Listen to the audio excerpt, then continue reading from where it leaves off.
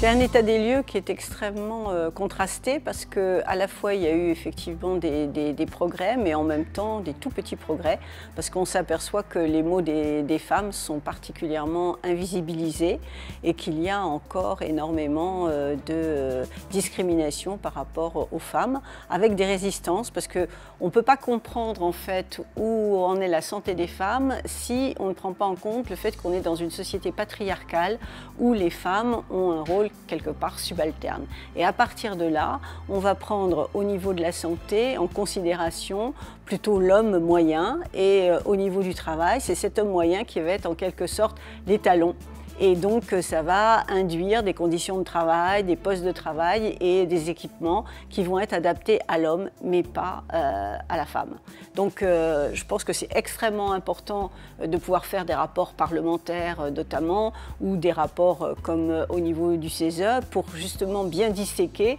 quelles sont encore les résistances et qu'est-ce qui fait que la santé des femmes n'est pas encore une grande cause.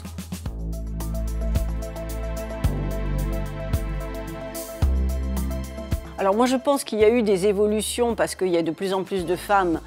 qui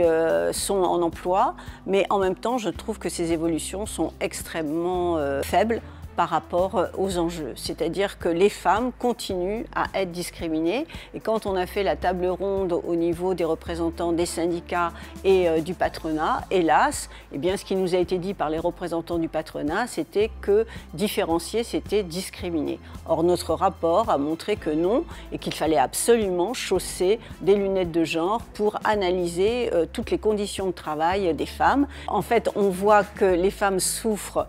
au niveau psychique, au niveau économique, au niveau des conditions de travail, avec des critères de pénibilité qui ont été hélas revisités, et du coup on ne prend pas en compte la pénibilité, notamment dans les métiers dits féminisés. C'est-à-dire que ce sont des métiers où il y a énormément de femmes, c'est pas qu'ils sont dits féminisés, il y a énormément de femmes, elles sont majoritaires, mais en fait on va considérer que si elles sont dans ces métiers-là, c'est grâce à leur qualité naturelle, et que donc il n'y a pas besoin de reconnaître ces métiers. Donc on va voir que les salaires sont insuffisants, ne sont pas à la hauteur.